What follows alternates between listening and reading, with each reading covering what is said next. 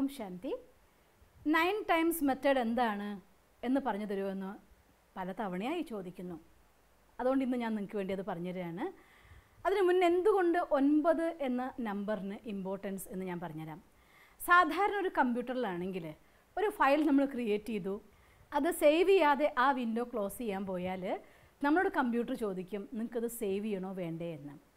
ഇത് ഈ കമ്പ്യൂട്ടറിനാണെങ്കിൽ അതേപോലെ ഈ കമ്പ്യൂട്ടറും നമ്മളോട് ചോദിക്കുന്ന ഒരു മെത്തേഡ് ഉണ്ട്. അത് നമുക്ക് പുറത്ത് കാണില്ല, അകത്ത് നടക്കുന്നൊരു പ്രക്രിയയാണ്.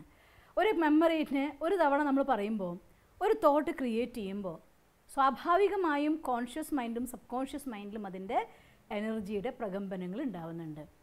അത് ഒരു 3 തവണ റിപ്പീറ്റ് ചെയ്താൽ ആ കാര്യത്തെ ശരിയാണ് എന്ന് നമ്മുടെ ഉപബോധ മനസ്സ് സ്വീകരിക്കും. 9 തവണ റിപ്പീറ്റ് ചെയ്താൽ അത് സത്യമാണ് എന്ന് നമ്മുടെ ഉപബോധ മനസ്സ് സ്വീകരിക്കും.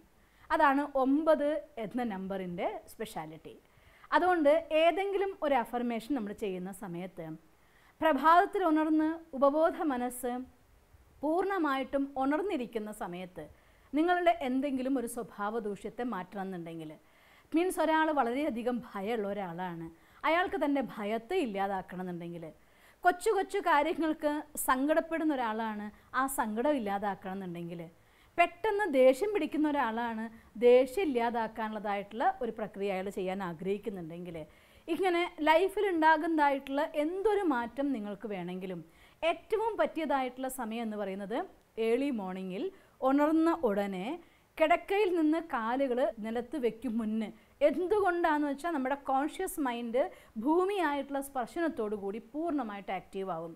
അതാവും മുന്നേ ഉപബോധ മനസ്സ് പൂർണ്ണമായിട്ട് ഉണർന്നിരിക്കുന്ന സമയത്ത് ആ തോട്ട് ക്രിയേറ്റ് ചെയ്യുകയാണെങ്കിൽ അത് വളരെ പവർഫുള്ളായിരിക്കും.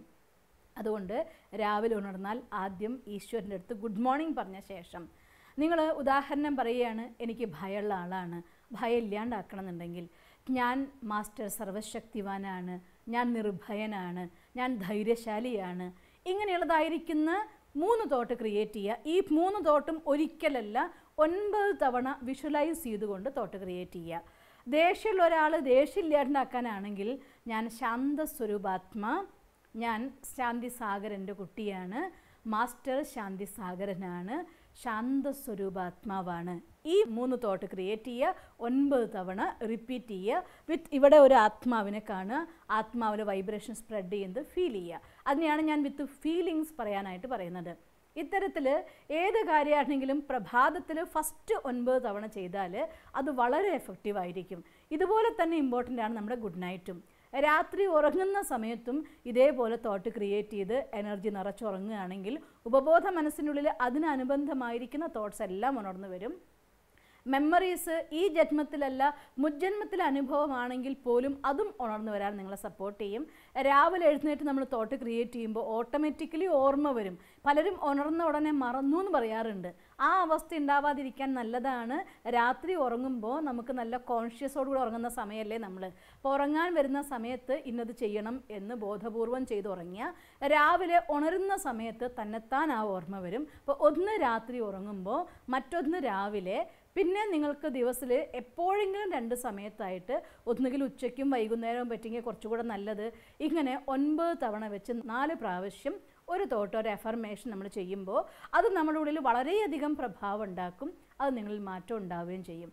അതിനെയാണ് 9 ടൈംസ് മെത്തേഡ് എന്ന് ഞാൻ ഉദ്ദേശിച്ചിട്ടുണ്ടായിരുന്നത്.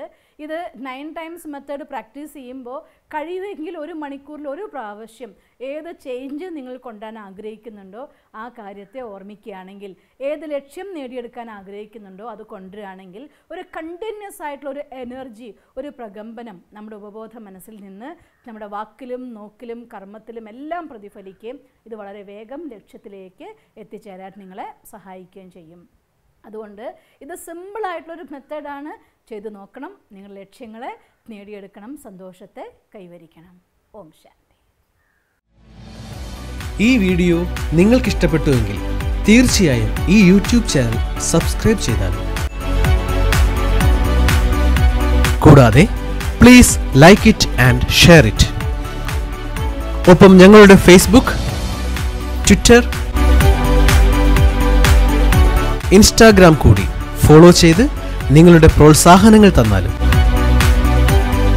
നിങ്ങളുടെ അഭിപ്രായങ്ങൾ ഞങ്ങൾക്ക് ഏറെ വിലയേറിയതാണ്. അത് കമന്റ് ബോക്സിൽ എഴുതിയാലും. ഞങ്ങളെ സ്നേഹിക്കുന്ന, ഞങ്ങളോടൊപ്പം നിൽക്കുന്ന ഏവർക്കും അകമഴിഞ്ഞ് നന്ദി.